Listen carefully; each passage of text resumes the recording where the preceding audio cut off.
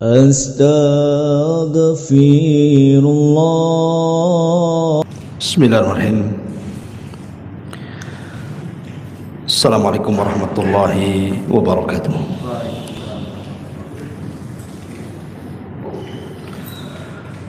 Alhamdulillah wassalatu wassalamu ala Rasulillah wa ala alihi wa sahbihi wa mawalah wa la hawla wa la quwwata illa billahi wa ba'd. Alhamdulillah, segala puja dan puji hanya milik Allah subhanahu wa ta'ala. Salawat dan salam kita hadiahkan kepada Rasul kita Nabi besar Muhammad sallallahu alaihi wasallam. Pembahasan di malam hari ini biasa kita membahas Qasasul Anbiya, tapi malam ini kita akan membahas tema lain yang sederhana. Sebuah hadis yang dikeluarkan Al-Imam Muslim dalam sahihnya dari Abi Hurairah radhiyallahu an marfu'an, yang sampai kepada Nabi sallallahu alaihi wasallam, "Thalathatun la yukallimuhumullahu yaumal qiyamah wa la yuzakkihim wa lahum wa la yanzuru ilaihim wa lahum adzabun alim.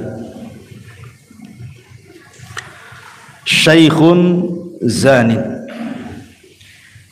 wa malikun kadzabun wa ailun mustakbirun." Dari Abi Hurairah radhiyallahu an, Nabi sallallahu alaihi wasallam bersabda, 3 kelompok yang tidak akan diajak bicara oleh Allah subhanahu wa ta'ala pada hari kiamat, yang tidak akan dibersihkan oleh Allah pada hari kiamat, bahkan tidak akan dilihat oleh Allah pada hari kiamat, dan bagi mereka azab yang sangat pedih. Yang pertama, syaikhun zani, orang tua yang sudah renta tapi masih berzina. Yang kedua, wa malikun kadzab, penguasa yang berdusta. Wa ailun mustakbirun, dan orang miskin yang sombong. Dalam riwayat Salman Al-Farisi radhiyallahu an ada tambahan, wal munafiq sil'atahu bi khadifin kadhib, dan orang yang bersumpah atau memudahkan sumpah-sumpah palsu untuk melariskan dagangannya. Ma'asyiral muslimin yang dimuliakan Allah subhanahu wa ta'ala, 3 perkara ini adalah 3 perkara yang sangat mengkhawatirkan sekali, karena ancamannya sedemikian banyak dari Allah subhanahu wa ta'ala dan juga Rasulnya. Tidak akan diajak bicara pada hari kiamat, tidak akan dibersihkan, tidak akan dilihat, bahkan bagi mereka azab yang sangat pedih. Berarti sini 4 ancamannya. Pertama, tidak akan diajak bicara oleh Allah subhanahu wa ta'ala. Jangan lagi Allah subhanahu wa ta'ala yang mengajak bicara kita. Terkadang kita bicara dengan orang, kemudian orang itu tidak mau diajak bicara, bahkan memalingkan pandangannya, itu sudah sakit bagi kita. Apalagi Allah subhanahu wa ta'ala yang tidak bicara dengan kita, tentu lebih sakit lagi. Kemudian tidak dibersihkan, Maknanya Allah Subhanahu wa taala sama sekali tidak memandang keimanan kita. Jadi apa yang sudah kita lakukan dari amal-amal soleh di dunia ini, Allah Subhanahu wa taala sama sekali tidak menilainya. Ini kan bahaya. Kemudian wala yang duru ilaihim. Yang ketiga, Allah tidak akan melihat. Maksudnya melihat dengan kacamata rahmat. Kalaupun dia melihat kita, maka dengan kemurkaannya. Kita saja ada orang yang kita takuti, kemudian dia memandang kita dengan pandangan ancaman saja sudah takut kita ini. Apalagi Allah Subhanahu wa taala. Kemudian Allah juga menyediakan azab yang sangat pedih. Walahum azabun alim. Dan bagi mereka azab yang sangat pedih. Siapa mereka ini? Di sini Nabi SAW mengatakan syaikhun zanin, orang tua yang sudah renta tetapi masih melakukan zina. Ketika para ulama memberikan catatan kepada kalimat syaikhun zanin ini, para ulama mengatakan bahwa kalau seandainya ada dua orang yang berzina, yang satu anak muda, yang satu orang yang sudah tua, sama-sama berzina, maka dosa zina orang tua jauh lebih besar dibandingkan zinahnya anak muda. Itu maksudnya. Apa alasannya? Yang pertama, kita tahu bahwa usia manusia itu terbatas. Terutama umat Nabi SAW dibatasi dengan usia. Kata Nabi SAW, a'maru ummati baina sittina wa sab'in, bahwa umur umatku itu berkisar 60 sampai 70 tahun saja. Wa qalilun ma yajuzu dzalik, sedikit orang yang melampaui 70 itu. Ada tetapi tidak banyak. Umumnya orang itu di usia 70 tahun sudah meninggal. Artinya kalau seandainya orang itu usianya sudah 60 tahun atau 50 tahun lebih, artinya dia sudah mengira-ngira usianya. Biasanya orang yang seperti ini harusnya lebih mendekatkan diri kepada Allah Subhanahu wa taala dibandingkan mengumbar syahwatnya. Karena dia sudah tahu batas usianya itu. Walaupun dia tidak tahu kapan dia meninggal, tetapi Rasul sudah membatasi seperti itu. Berarti orang yang sudah tua dan berzina, dia tidak tahu diri kalau dia sudah dekat ajalnya. Ini yang pertama. Yang kedua, kalau anak muda berzina itu sudah wajar karena syahwatnya memang besar. Walaupun tetap kita katakan zina itu dosa besar, mau dilakukan siapa saja. Tetapi anak muda melakukan zina itu ada pendorongnya, ada penyebabnya. Karena biasanya anak muda itu masih kencang syahwatnya, sehingga terkalahkan oleh hawa nafsunya, kemudian dia berzina. Lah orang tua ini jangan lagi cerita syahwat yang lemah, pandangannya pun sudah mulai kabur, telinga pun sudah mulai budek, badan pun sudah mulai lemas, syahwat pun sudah tidak ada lagi terkadang. Lalu apa yang mendorong dia berzina kecuali karena buruk akhlak tuh, karena akhlaknya yang buruk. Memang zina itu kebiasaan dia. Makanya kenapa kemudian dosa orang tua yang berzina jauh lebih besar dibandingkan anak muda yang berzina? Karena anak muda berzina itu ada pendorongnya. Kalau orang tua, apa yang mendorong dia berzina? Ini yang kedua. Yang ketiga, umumnya orang yang sudah tua, biasanya nikmat yang Allah anugerahkan itu sudah tersampaikan semuanya. Dia sudah punya istri, dia sudah punya anak, sebagian besar sudah punya cucu. Artinya bahwa dia pernah merasakan yang halal, yang Allah halalkan kepadanya kan. Kenapa kemudian dia meninggalkan yang halal kemudian berpaling ke yang haram? Kalau tidak rusak hatinya. Maka ini juga pendorong kenapa Syekhun Zanin ini dikhususkan dalam hadis ini oleh Nabi sallallahu alaihi wasallam. Kemudian yang terakhir, umumnya orang sudah tua ini, kalau dia berzina berarti dia lebih banyak mendolimi keluarganya. Sebab itulah Nabi SAW mengkhususkan Syekhun Zanin, orang tua yang berzina, maka dosanya lebih besar dibandingkan anak muda yang berzina.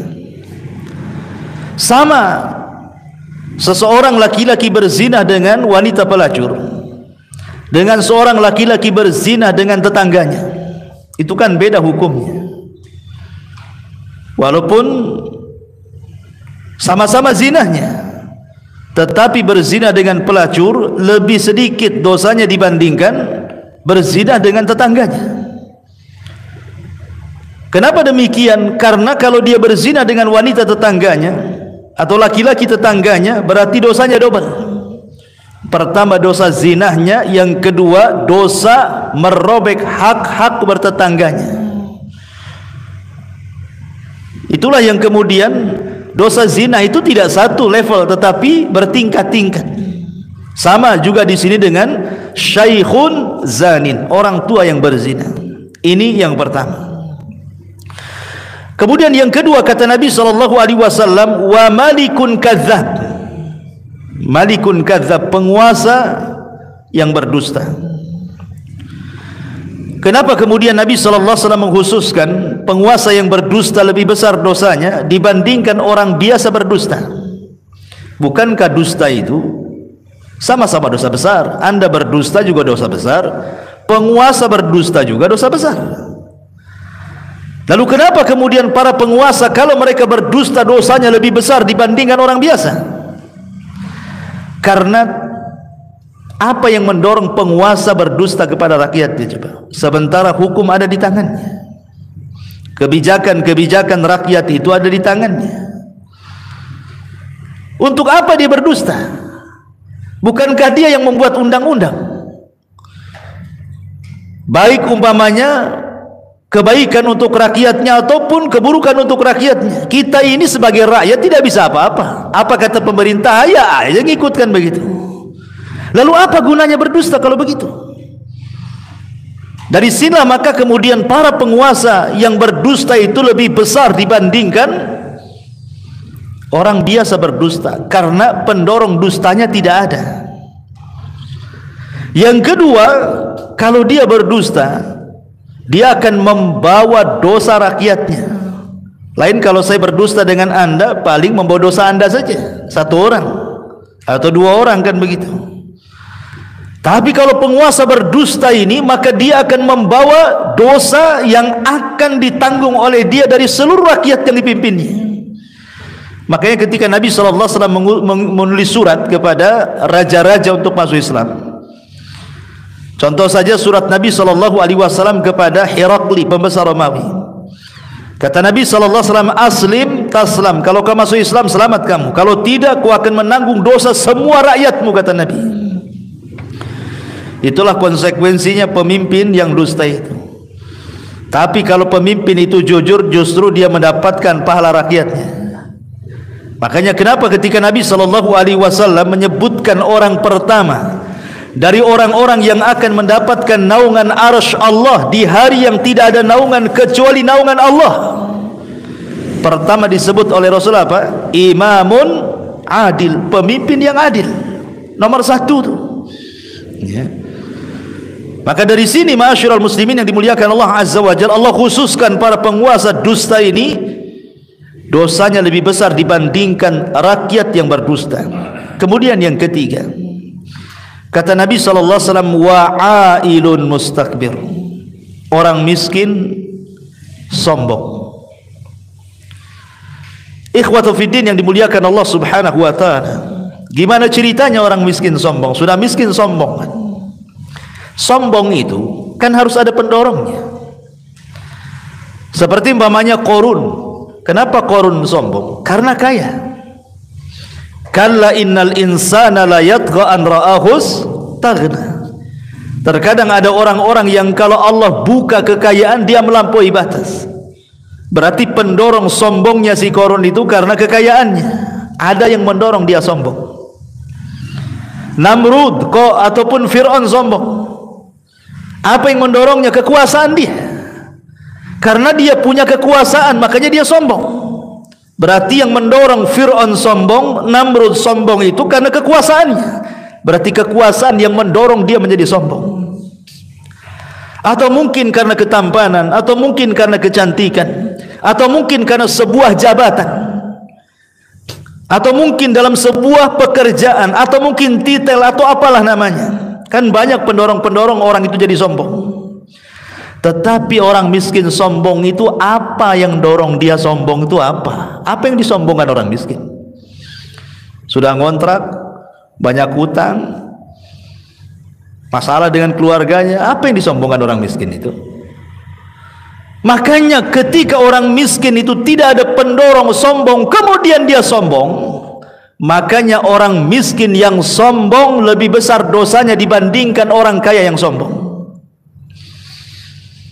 Sekali lagi saya katakan, wajar orang kaya sombong itu karena kaya, pejabat sombong karena jabatan, pemimpin sombong karena kepemimpinan, orang ganteng, orang cantik sombong karena punya rupa yang baik. Lah sudah miskin, jelek lagi, cemana yang mau disombongkan? Apa ceritanya? Ya. Makanya Nabi SAW langsung menegaskan, wa'ailun mustakbir. Orang miskin sombong itu tidak akan diajak bicara, tidak akan dibersihkan, tidak akan dilihat. Allah sediakan azab yang sangat pedih. Naudzubillah. Ma'asyiral muslimin yang dimuliakan Allah Azza wa Jalla. Berada di sini ada 3 perkara yang ingin saya jelaskan. 3 perkara yang merusak manusia. Dan yang terakhir dalam riwayat Salman Al-Farisi saya katakan tadi, wal munafiq sil'atahu bihalifin kadzib. Orang yang jualan untuk melariskan dagangannya bersumpah dengan sumpah-sumpah palsu. Dikit-dikit wallahi demi Allah, dari sana enggak dapat, padahal sudah dapat, dan begitu seterusnya, hanya untuk menguatkan saja biar cepat laris. Ya. Intinya bahwa ada 3 poin yang kita akan jelaskan yang merusak manusia itu 3. Pertama, al-kadzib, dusta. Yang kedua, al-kibr, sombong. Dan yang ketiga, zina. Inilah yang merusak manusia. Baik. Ma'asyiral muslimin yang dimuliakan Allah Subhanahu wa taala, bicara yang pertama al-kadzib, dusta. Nabi SAW pernah ditanya dalam hadis Safwan ibn Sulaim atau ibn Salim radhiyallahu an, ayakunul mu'minu jabbanan ya Rasulullah? Rasul, mungkinkah seorang mukmin itu penakut? Kata Rasul, na'am, mungkin saja seorang mukmin itu penakut.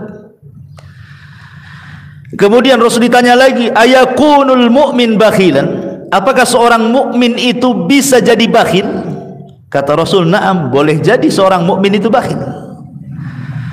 Kemudian kata orang ini, ayakunu mu'min kadziban? Mungkinkah seorang mukmin itu pendusta wahai Rasul? Kata Rasul, la, tidak. Seorang mukmin tidak mungkin berdusta. Dia boleh penakut, diajak jihad mikir-mikir. Dia boleh bakhil, disuruh sedekah mungkin malas. Tetapi seorang mukmin tidak mungkin dusta, kata Rasul.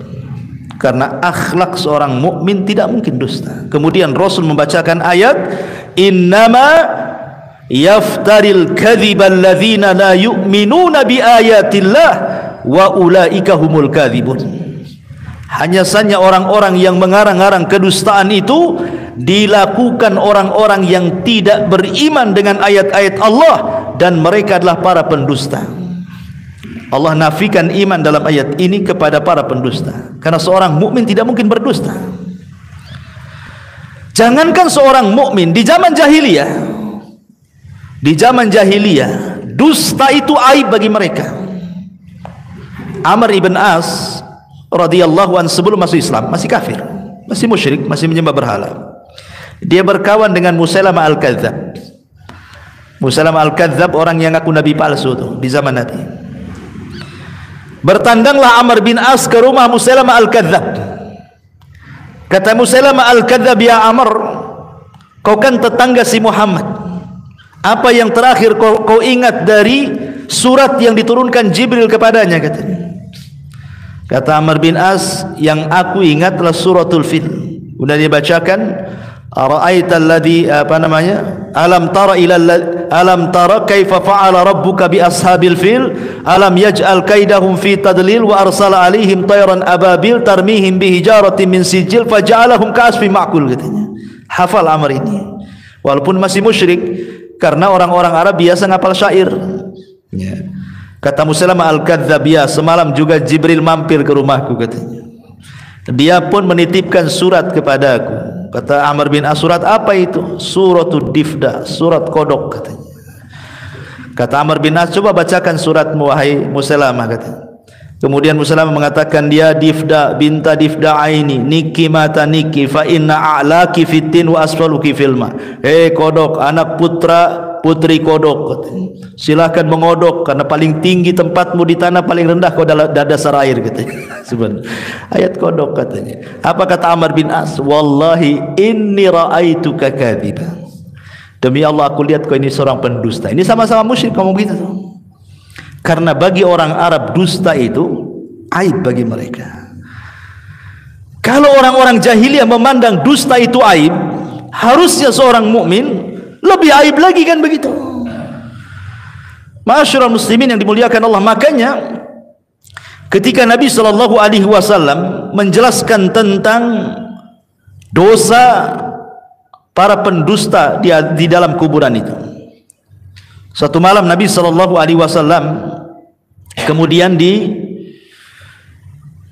oleh dua malaikat ke sebuah tempat. Rupanya tempat itu adalah penyiksaan para orang-orang yang melakukan dosa. Kemudian Nabi SAW melihat sebuah azab yang sangat mengerikan. Apa azab yang dilihat Nabi? Kata Nabi SAW, aku melihat ra'aitul lailata rajulaini atayani. Qala, ketika Nabi SAW melihat ada orang yang terlentangkan, jadi kakinya di atas, kepalanya di bawah. Kemudian di sampingnya ada orang yang memegang pisau dalam bentuk cerulit bengkok begini. Kemudian dimasukkan ke dalam mulutnya, kemudian diiris sampai ke tengkuknya. Kemudian setelah itu dimasukkan ke lubang hidungnya, kemudian diiriskan sampai ke tengkuknya. Kemudian diulang ke sebelah kirinya. Kemudian diiriskan sampai ke tengkuknya. Kemudian diulang ke hidung sebelah kirinya, diiriskan sampai ke tengkuknya. Rupanya ini sudah balik lagi. Terus seperti itu. Kata Rasul, mahadan, apa ini? Kata Jibril, intalik. Kemudian hadis ini panjang. Kemudian kata Nabi SAW, alladzi ra'aitahu, kata malaikat ini, orang yang kau lihat itu, yushakku sidquhu fakadzabun yakdzibu bil kadzbati tuhmalu anhu hatta tablughal afaq, katanya. Orang yang kau lihat itu, yang kemudian diiris dari mulai mulut dan lubang hidungnya sampai ke tengkuknya kiri kanan itu, mereka adalah para pendusta yang dustanya sampai melambung ke ufuk, katanya. Mungkin zaman dulu ikhwan, berdusta sampai melambung ke ufuk, maknanya dustanya itu terkena orang banyak. Itu mungkin sulit kalau zaman dulu, ya. Sehebat apapun orang mengarang dusta, sulit untuk tersebar ke berbagai macam tempat, itu susah. Tapi sekarang kan mudah dengan adanya handphone, ya. Antum buat aja cerita hoax, kemudian antum tekan saja enter, kemudian langsung menyebar dalam 1 detik, sudah ke semana-mana, dibaca semua orang. Apalagi tahun-tahun politik, ditunggu-tunggu hoax itu. Apalagi sudah ada YouTube, sudah ada Instagram, sudah ada ini. Itulah maknanya tablugul afaq. Jadi dusta itu menyebar kemana-mana tuh. Kalau dulu belum ada handphone kan, susah kita ini mau nyebar dusta kan. Mau nyebar hoax satu desa saja susah kan. Nunggu dari mulut ke mulut, mulut ke mulut, baru kemudian beberapa bulan baru tersebar kan gitu. Lah sekarang ini tidak perlu nunggu berbulan-bulan, 1 detik saja sudah tersebar satu Indonesia, satu dunia lagi kan begitu. Lah bagaimana Nabi SAW menjelaskan begitulah hukumannya di azab kubur para pendusta itu. Ma'asyiral muslimin yang dimuliakan Allah Subhanahu wa taala, dan ingat dusta itu bukan sifat orang, itu sifat setan itu. Dusta itu sifat setan. Makanya Allah Subhanahu wa taala mengatakan dalam surah Asy-Syu'ara ayat 221 sampai 223, hal unabbiukum ala man tanazzalu syayatin tanazzalu ala kulli affakin athim yulquna as-sam'a wa aktsaruhum kadzibun, kata Allah. Maukah kuhabarkan, kata Allah, kepada kalian, setan ini kalau turun kemana? Setan ini kalau turun kemana, kata Allah. Maka Allah jawab, tanazzalu ala kulli affakin athim. Mereka turun menemui para pendosa dan juga para pendusta. Siapa mereka? Para dukun, paranormal, ya. Yulquna sam'ah. Kemudian setan-setan itu melemparkan kalimat-kalimat hasil dari dengar dia dari langit. Wa aktsaruhum kadzibun, dan kebanyakan setan-setan itu pendusta. Jadi ketika jin-jin itu naik ke langit, kemudian mencuri dengar dari perkataan malaikat, dapatlah satu kalimat, kemudian dicampur adukan dengan 99 kalimat, kemudian dijualah kepada dukun itu, satu benar 99 kalimat dusta. Jadi dari sini bahwa syaitan itu mengarang-arang cerita kemudian dijual kepada dukun, kemudian dukun pula berdusta kepada kita. Itu namanya silsilah kibul namanya. Jadi dukun dikibuli oleh jin, kita pula dikibuli dukun, gitu maksudnya, ya. Jadi dusta itu adalah sifatnya syaitan, kesimpulannya. Kemudian juga sifatnya orang-orang munafik. Bahkan Nabi SAW mengatakan bahwa jima hisal, keseluruhan watak-watak munafik itu adalah kadzib, dusta. Apabila mereka hasad, mereka berdusta. Apabila mereka dengki, mereka berdusta. Apabila mereka hendak menipu, mereka berdusta. Apabila mereka bicara, mereka berdusta. Itulah orang munafik itu. Makanya Nabi SAW mengatakan ayatu munafikin salasatun. Tanda orang munafik itu 3. Salah satunya, kata Rasul, idza haddatsa kadzab. Apabila dia ngomong, berdusta. Artinya dusta ini sifatnya orang kafir, sifatnya orang munafik, sifatnya setan, dan begitu seterusnya. Ma'asyiral muslimin yang dimuliakan Allah Subhanahu wa taala, tapi kan dusta ini tingkat-tingkatan. Sama dengan zina juga bertingkat-tingkat kan begitu. Yang paling besar dosanya adalah dusta itu kalau al-kadzibu 'ala Allah wa Rasul. Dia berdusta atas nama Allah dan atas nama Rasulnya. Ini dusta paling besar, ya. Seperti umpamanya dia menciptakan hukum, Allah mengatakan halal, Allah mengatakan haram, padahal Allah tidak mengatakan ini halal, ini haram. Kita balik hukum Allah. Dan Allah katakan dalam surah An-Nahl ayat 116, Allah mengatakan wala taqulu lima tasifu alsinatukumul kadhiba hadza halalun wa hadza haramun litaftaru 'ala Allahi kadhiba. Maka janganlah kalian mengucapkan sesuatu dan mengatakan ini halal, ini haram, padahal Allah tidak mengatakannya, hanya untuk berdusta atas nama Allah Subhanahu wa taala. Kemudian yang kedua, atau mungkin dia tidak mengatakan seperti itu, merubah-rubah ayat-ayat Al-Quran, yang halal diharamkan, yang haram dihalalkan, dan begitu seterusnya. Boleh jadi mungkin dia mentafsirkan Al-Quran yang bukan tafsirnya dengan kedustaan karena hawa nafsunya. Atau mungkin dia membuat sebuah riwayat hadis yang dinasabkan kepada Rasul, yang kemudian hadis itu hadis maudhu, hadis palsu. Atau mungkin sudah ada hadis palsu kemudian disebarkannya. Itu sama dengan berdusta atas nama Rasul. Betapa banyak para duat, para dai yang mereka tidak paham dengan hadis-hadis Rasul, berceramah tiba-tiba mengeluarkan hadis-hadis maudhu. Kata Nabi SAW dalam sebuah hadis, "Man kadzaba alayya muta'ammidan falyatabawwa maq'adahu minan nar." Siapa yang sengaja berdusta atas namaku, silahkan tempat duduknya di neraka. Kan banyak itu para duat. Kalau kita menyampaikan hadis dan ini hadis palsu, jelaskan ini hadis palsu. Jangan dilempar begitu saja karena masyarakat tidak paham. Akhirnya masyarakat mengimani sesuatu yang tidak boleh diimani. Ini yang pertama. Yang kedua, al-kadzibu 'alan nas.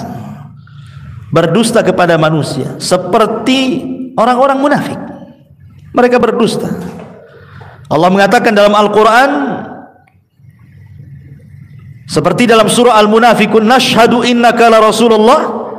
Kami bersaksi bahwa engkau adalah Rasulullah. Maka Allah Subhanahu wa taala bantah, "Tidak, engkau tidak sedang bersaksi dia Rasul." Kenapa? "Wallahu ya'lamu innaka la Rasul wallahu yashhadu innal munafiqina lakadzibun." Di ujung ayat Allah mengatakan, "Innal munafiqina lakadzibun." Para orang-orang munafik itu adalah para pendusta. Kemudian yang ketiga, al-kadzibu fi hadithi bainan nas. Berdusta ketika bermuamalah bersama manusia. Dan itu paling banyak di masyarakat itu. Orang-orang yang suka berdusta di masyarakat itu paling banyak. Datang orang yang nagih hutang, itu yang sering di masyarakat.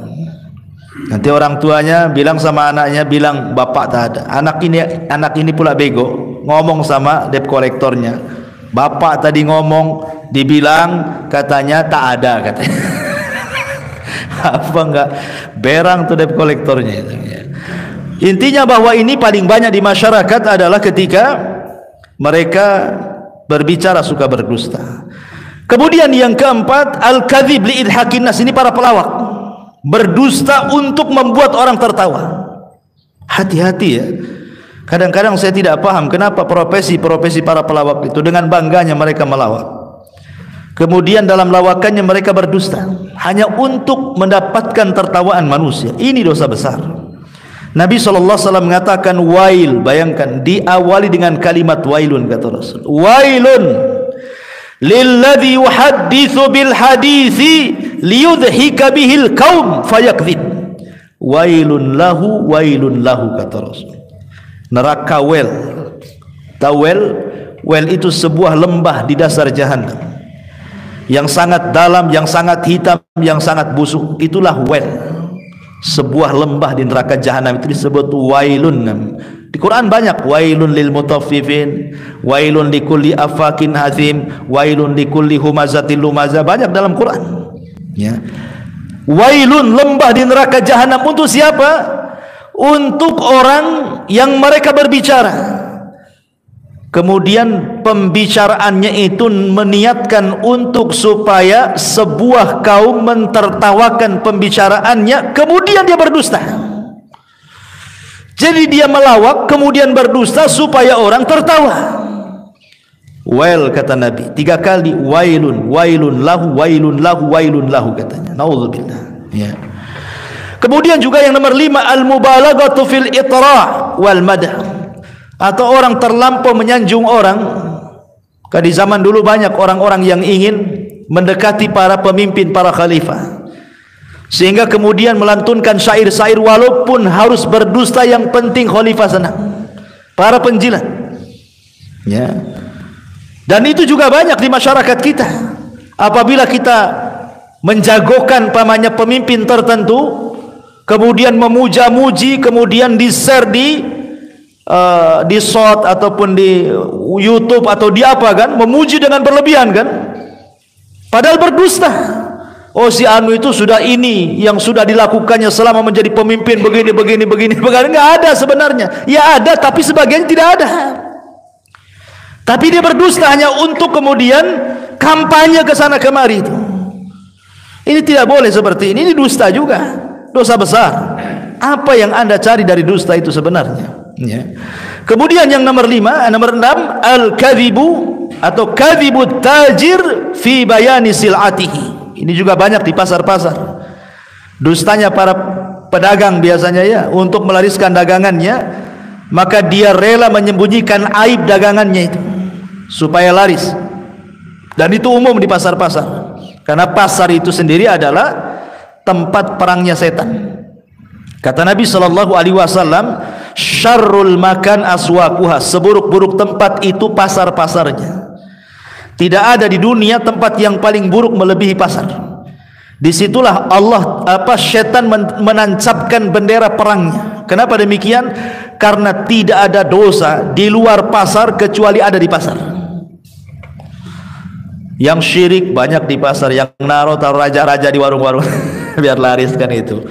Dunia perdukunan itu perang di pasar tuh. Yang hasad di pasar, yang dengki di pasar, yang maki-maki, yang merendahkan, yang gibah, semua di pasar ada.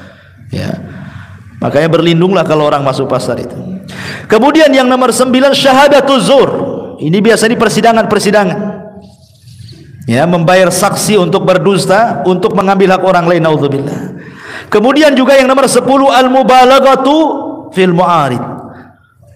Berlebihan ketika membenci orang. Kalau kita benci kepada orang, kadang-kadang dia rela berdusta.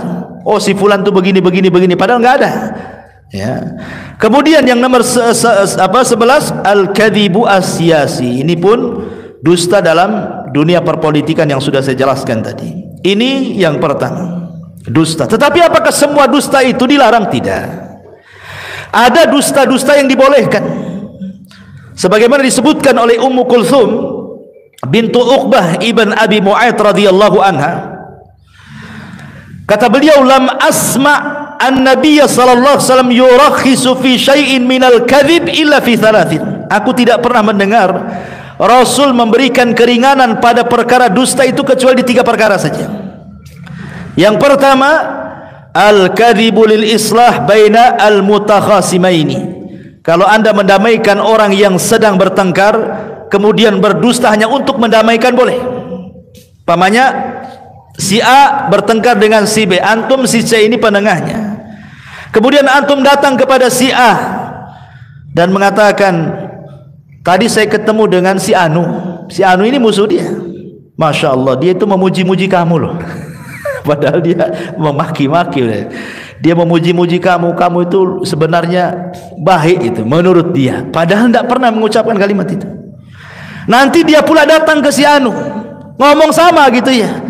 Saya kemarin ketemu, Masya Allah, dia tuh tidak dendam sama kamu itu. Dia baik kok. Kalau ngomong sama saya, dia ngomong muji-muji itu. Ya.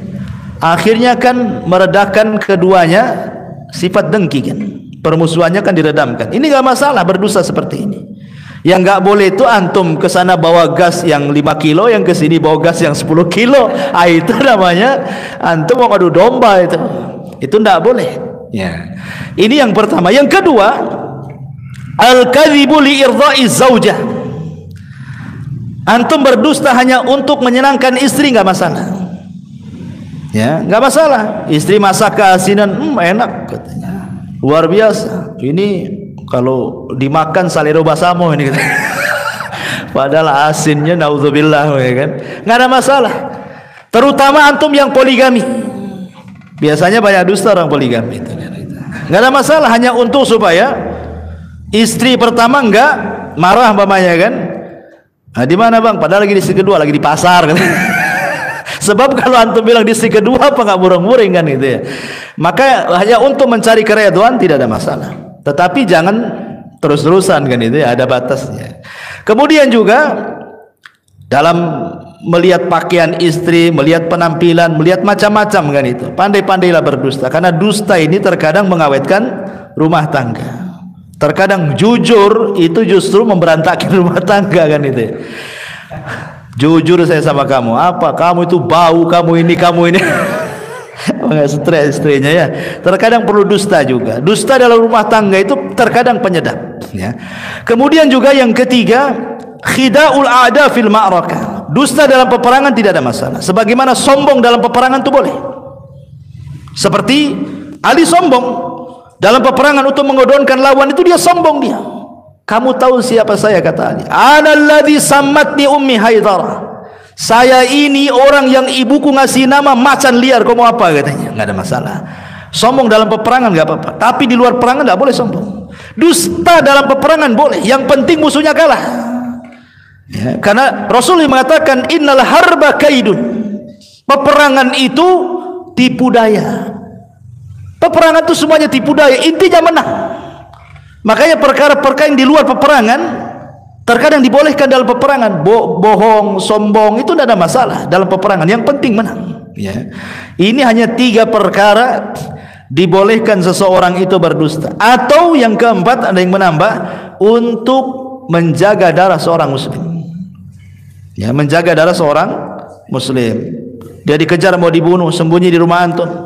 Ya, kemudian tanya yang bunuh, mana dia, nggak ada, padahal di kamar kan itu. Ya. Itu juga dibolehkan, wallahu a'lam. Taib. Ini yang pertama, al-kadhib, dusta. Saya pernah terbaca fatwa daripada Syekh bin Baz.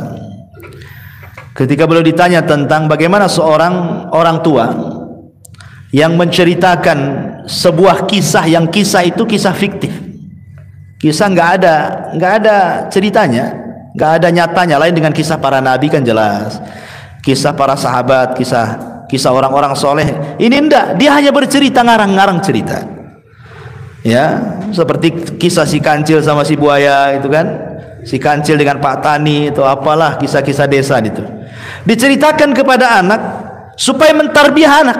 Maksudnya supaya anak itu jadi baik, jadi berbuat baik sama orang tuanya. Tapi kisah yang diceritakan itu fiktif. Boleh ditanya bagaimana hukumnya gitu ya. Beliau mengatakan tetap itu dikatakan dusta dan tidak boleh dikatakan halal. Tetapi apakah kemudian dalam niat tarbiyah ini dibolehkan atau tidak? Beliau mengatakan masih dipelajari gitu ya. Artinya bahwa sekelas Syekh bin Baz, seorang alim saja, beliau wara' dalam memfatwakan apakah itu boleh atau tidak kan gitu ya. Apalagi kita gitu. Ya, maka jangan mudah-mudah kemudian seseorang itu memberikan fatwa, kemudian fatwanya itu ternyata tidak berdasar atau agak-agak menurut dia gitu ya. Mungkin agak-agak jawabannya kayak gini. Nggak boleh. Agama ini jangan main agak-agak, harus pasti, karena kebenaran itu ada tolak ukurnya Al-Quran dan Sunnah. Ya. Ma'asyiral muslimin yang dimuliakan Allah Azza wa Jalla. Yang pertama. Yang kedua, sombong atau al-kibar. Nabi SAW mengatakan dalam sebuah hadis, yuhsyarul mutakabbiruna amsalaz zar yaumal qiyamah fi suratul rijal yaghshahumuz dhullu min kulli makanin yusakuna ila sijnin fi jahannam ila akhiril hadis. Kata Nabi SAW, nanti pada hari kiamat orang-orang yang sombong di bumi itu akan dikumpulkan dan akan dibentuk seperti zar. Zar itu kecil sekali, seperti semut. Jadi orang yang sombong di dunia itu dikecilkan badannya seperti semut. Kemudian dia akan terseok-seok karena takut diinjak orang-orang besar. Coba bayangkan bagaimana Allah Subhanahu wa taala menghinakan para orang-orang sombong ini. Ketika di dunia merasa besar, di akhirat Allah kecilkan badannya sehingga terseok-seok dia, takut diinjak orang. Begitulah al-jaza min jinsil amal. Balasan itu disesuaikan dengan amalannya. Makanya dulu saya ceritakan kepada antum tentang seorang alim namanya siapa itu? Ibnu Dinar, Malik ibn Dinar rahimahullahu taala. Malik ibn Dinar rahimahullahu taala, ketika ada seorang yang sangat masyhur namanya Muhallib ibn Abi Sufrah. Muhallib ibnu Abi Sufrah, dia seorang jenderal perang, itu ma'ruf, jenderal perang seorang muslim ya. Dia bisa membawa pasukannya dan selalu membawa kemenangan dalam perangnya itu. Muhallib ini ma'ruf kisahnya. Muhallib ini jenderal perang di zaman itu. Jadi ada seorang ulama namanya Malik ibn Dinar rahimahullahu taala. Ketika dia lewat, Muhallib ini lewat di depan dia, tetapi cara jalannya itu seperti orang sombong, membusungkan dada. Ya.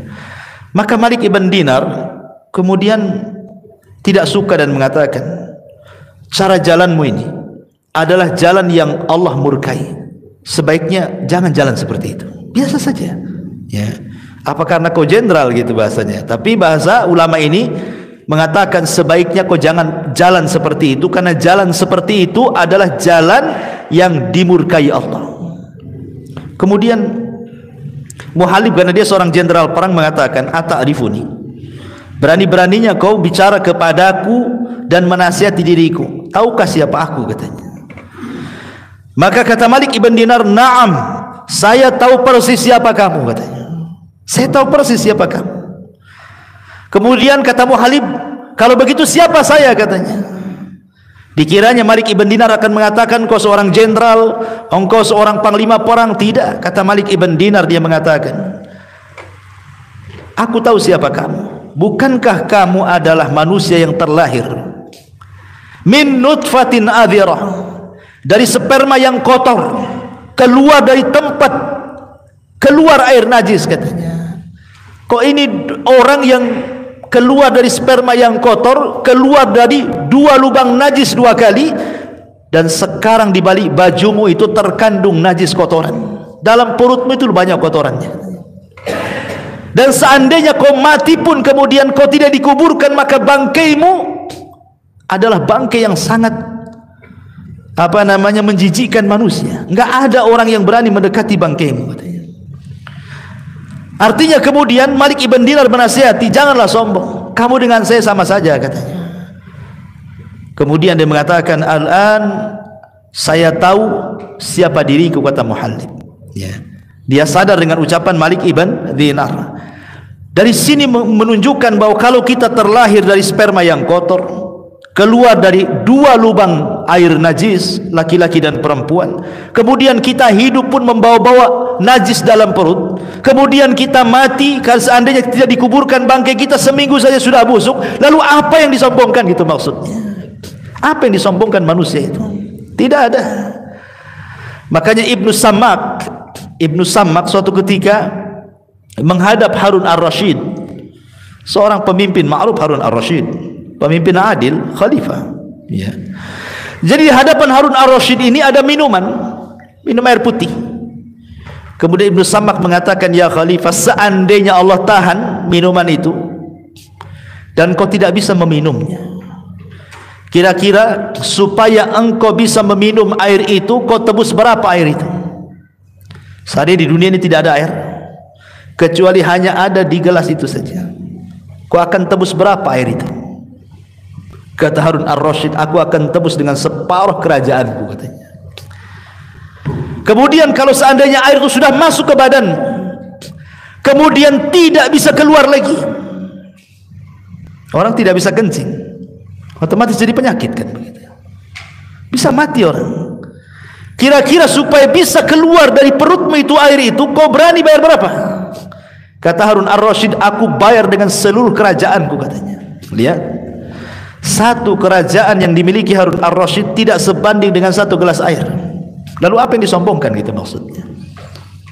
Kalau dunia ini tidak lebih daripada segelas air, ya.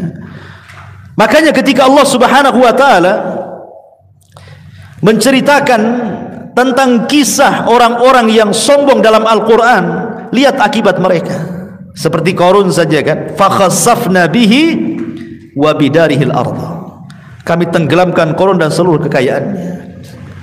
Lihat Fir'aun, fa aghraqnahu, kami tenggelamkan dia. Lihat Namrud, dihukum 40 tahun, dimasukkan 1 ekor nyamuk ke lubang hidungnya, bersarang 40 tahun di otaknya. Namrud tersiksa.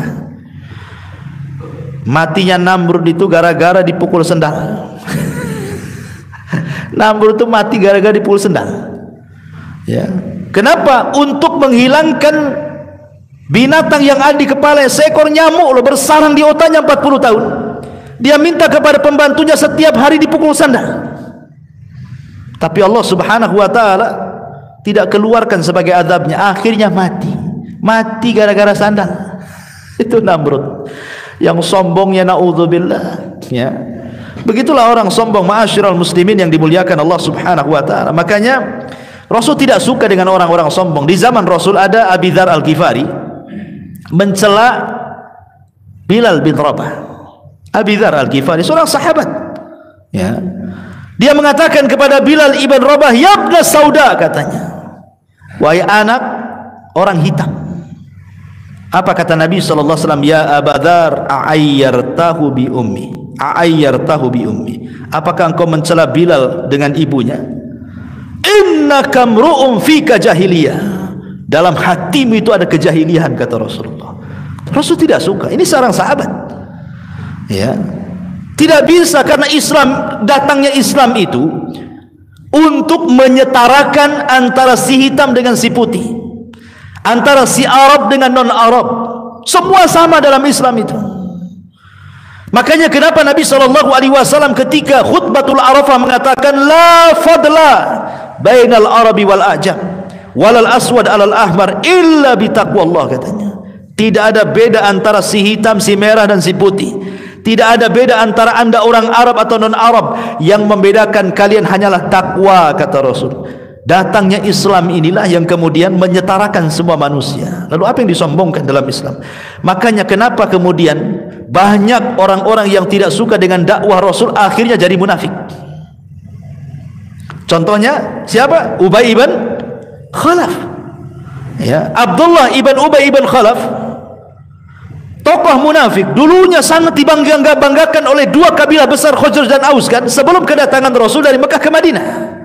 Bahkan dijagokan akan memimpin dua kabilah besar Ansar sebelum masuk Islam mereka. Datang Nabi, rupanya kabilah Ansar dua-duanya masuk Islam, Khazraj dan Aus itu. Kemudian Islam menyatarakan mereka semuanya. Akhirnya Abdullah ibn Ubay tidak lagi dihormati, kan?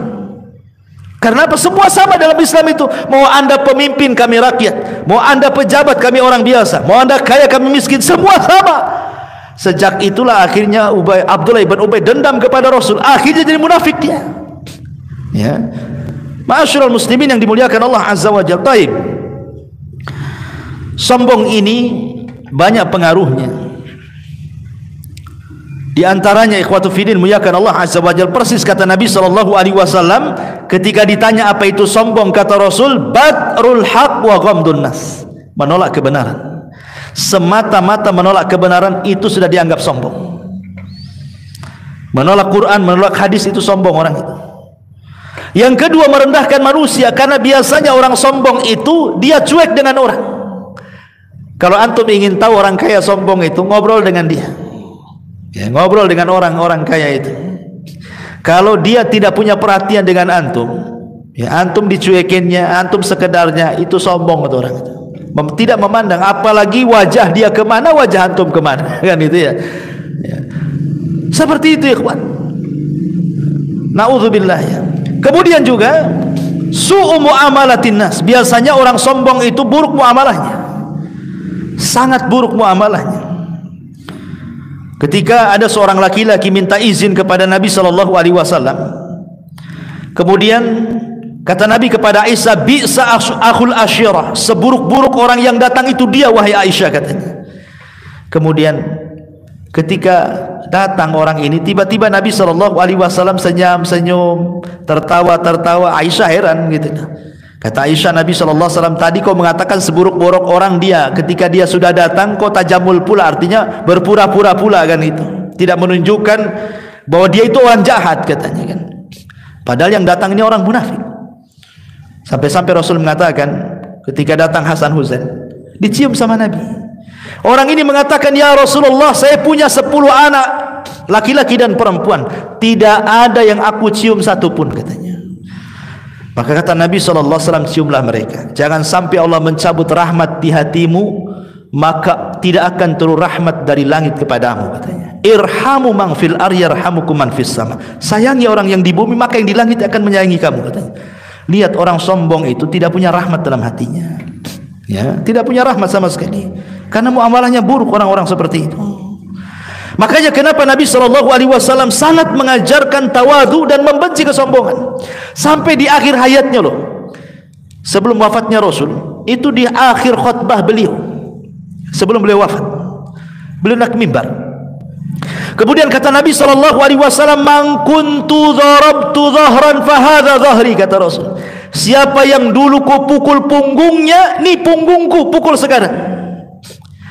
"Wa man akhadtu malan fahadha mali falyaqtas minhu, falyakhud minhu." Siapa yang dulu ku ambil hartanya, ini lo hartaku, ambil sekarang katanya. "Wa man syatamtu irdan fahadha irdi falyaqtas minhu." Atau yang dulu pernah ku caci, ku maki, ku rendahkan, ku gibah, nih kehormatanku, caci sekarang. Itu sebelum wafatnya Nabi. Nabi ingin mengajarkan kepada kita bahwa begitulah sikap tawadhu gitu dia.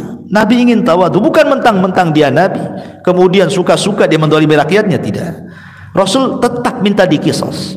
Sampai dari kerumunan orang itu ada laki-laki tiba-tiba berdiri, "Saya siap mengkisos Anda wahai Rasul." Wah, satu masjid ribut sahabat, siapa yang berani?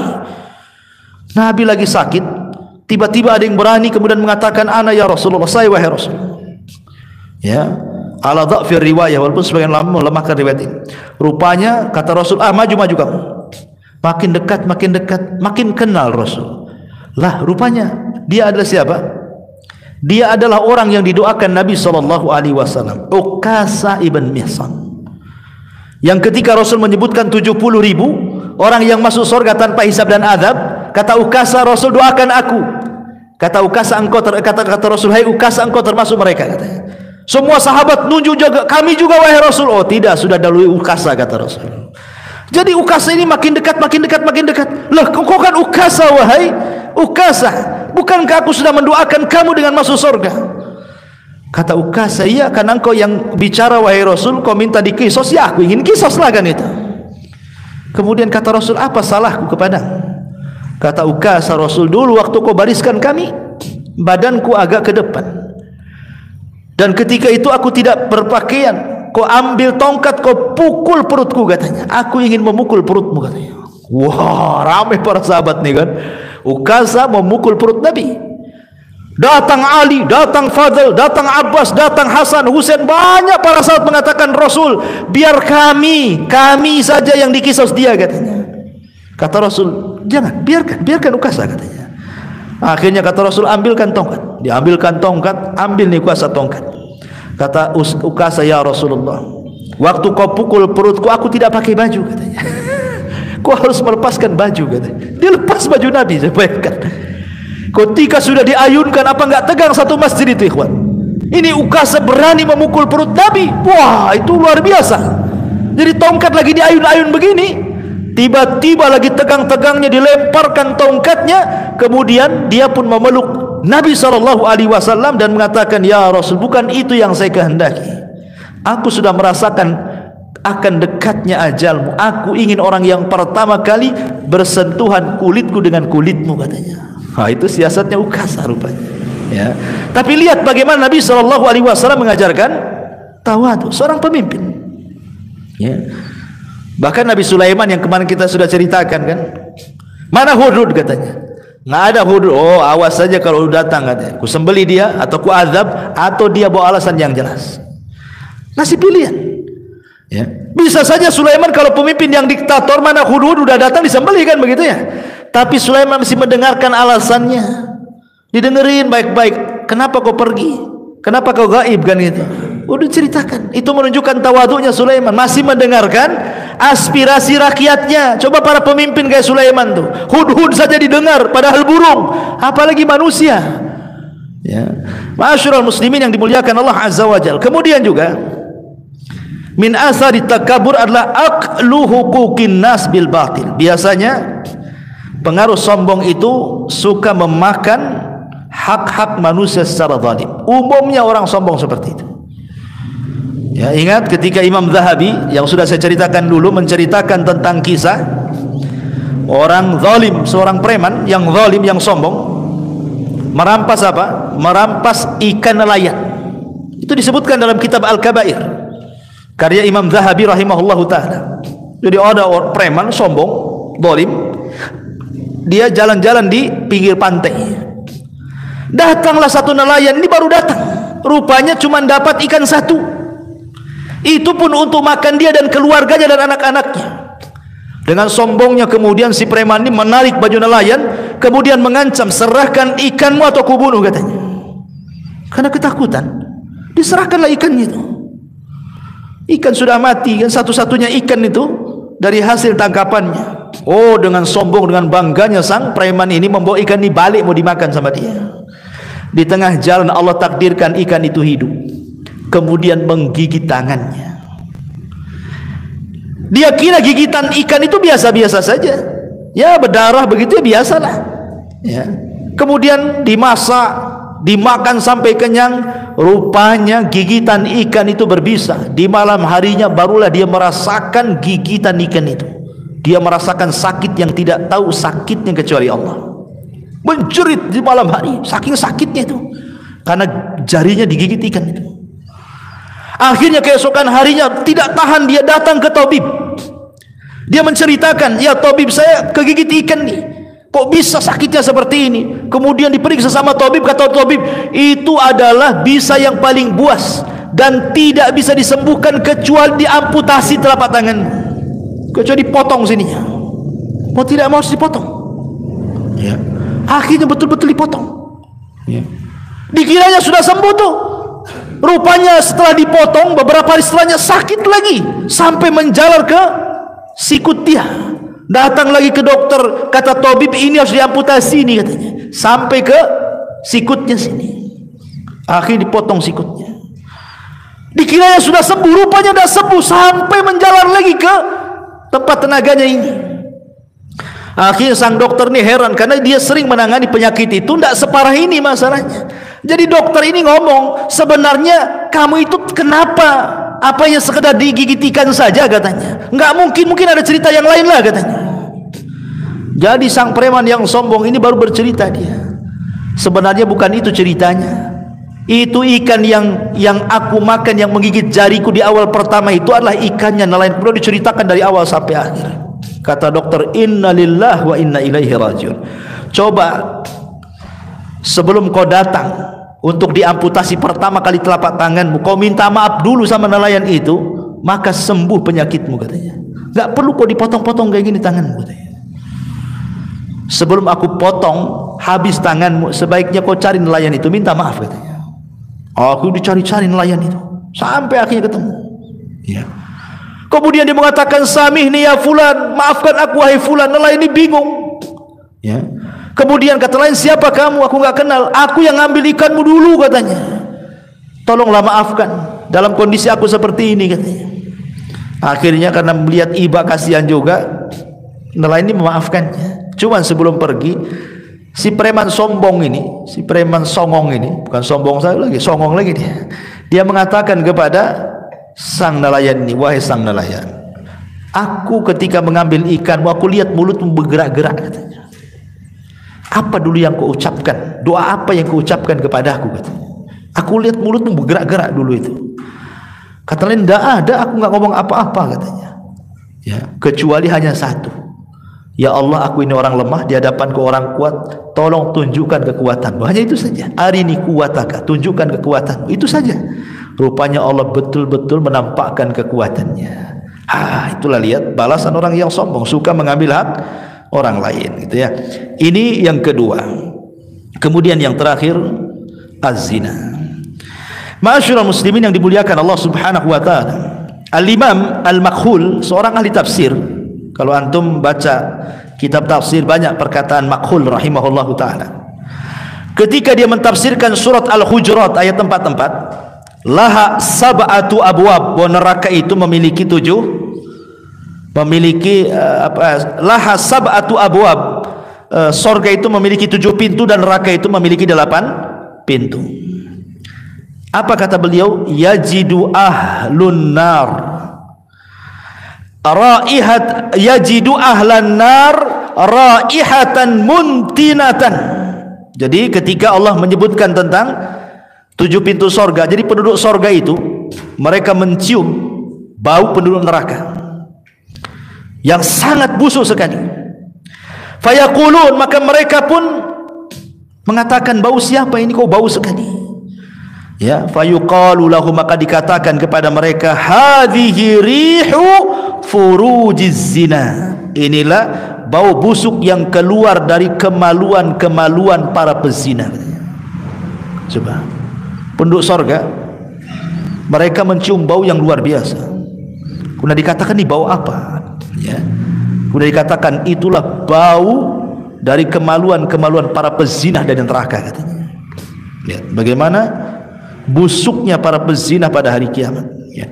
Ma'asyiral muslimin yang dimuliakan Allah Azza wa Jalla, bahkan disebutkan dalam hadis Ibnu Umar radhiyallahu an, ketika Nabi sallallahu alaihi wasallam menasihati orang-orang Muhajirin, salah satunya kata Nabi SAW dalam nasihat beliau, lam tadharil fahisha fi qaumin qattun hatta yu'linu biha illa fasha fihimut ta'un wal auja allati lam takun madat fi aslafihimul ladzina madaw.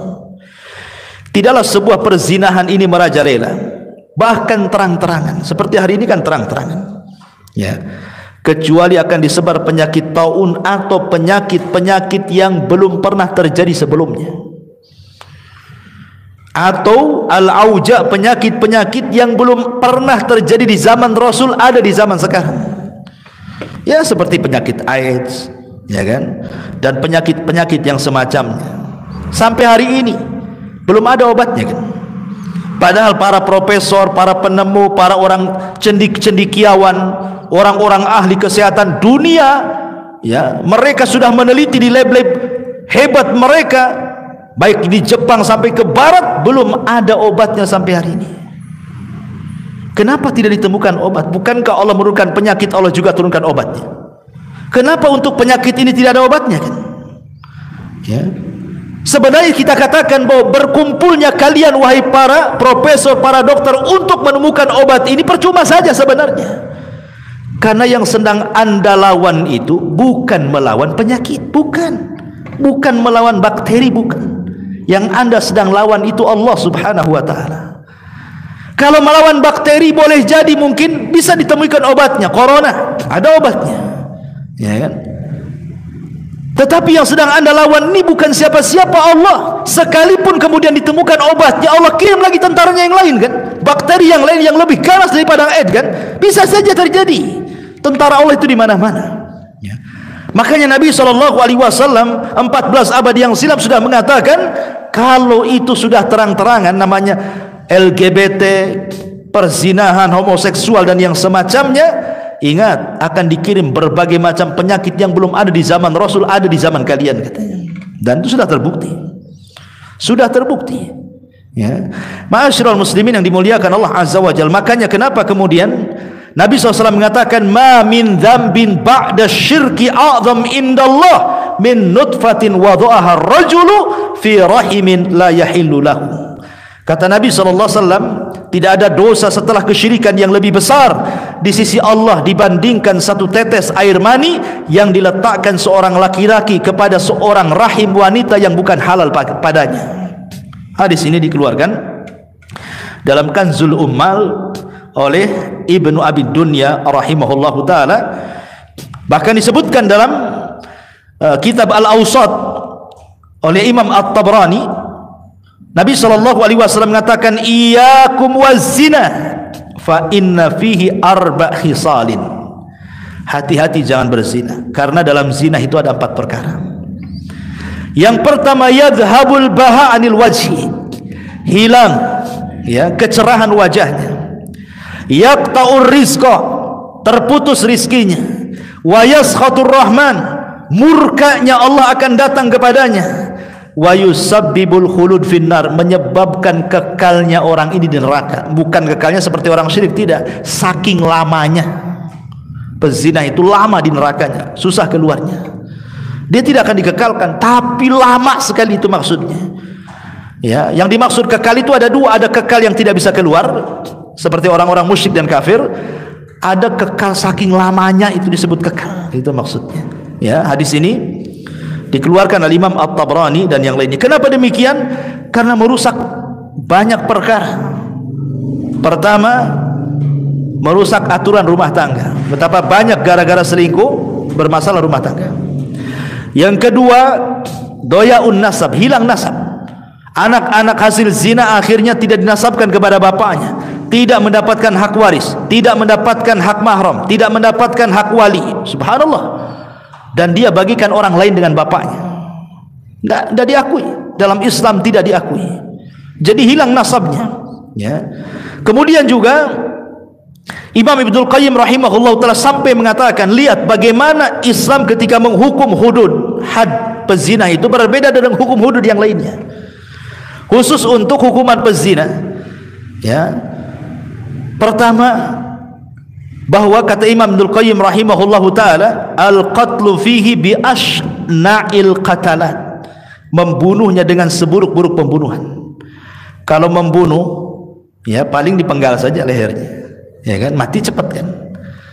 Tapi kalau pezina ini, kalau dia muhsan kemudian dirajam, itu bukan sekali lempar mati, pakai batu kecil lagi. Dia merasakan luar biasa sakitnya kan. Lama dia matinya, sakitnya lebih lama gitu.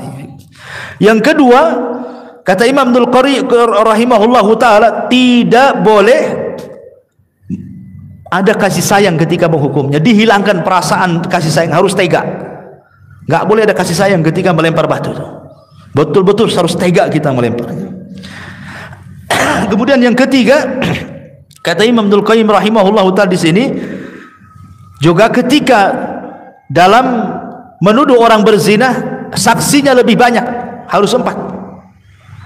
Ya, saksi orang menuduh zina itu harus 4. Kalau saksi nikah cukup 2 saja, ya kan? Atau pokoknya kalau berkaitan dengan harta seperti jual beli dan yang lainnya, cukup 2 laki-laki, atau 2 perempuan 1 laki-laki, atau 1 laki-laki 1 sumpah. Ya, seperti orang menuduh, sebagaimana Rasul mengatakan apa? Al-bayyinatu 'alal mudda'i wal yaminu 'ala man angkar. Orang yang menuduh datangkan bukti, orang yang dituduh cukup bersumpah, kan begitu. Jadi kalau saya mencuri harta kamu, mana saksinya?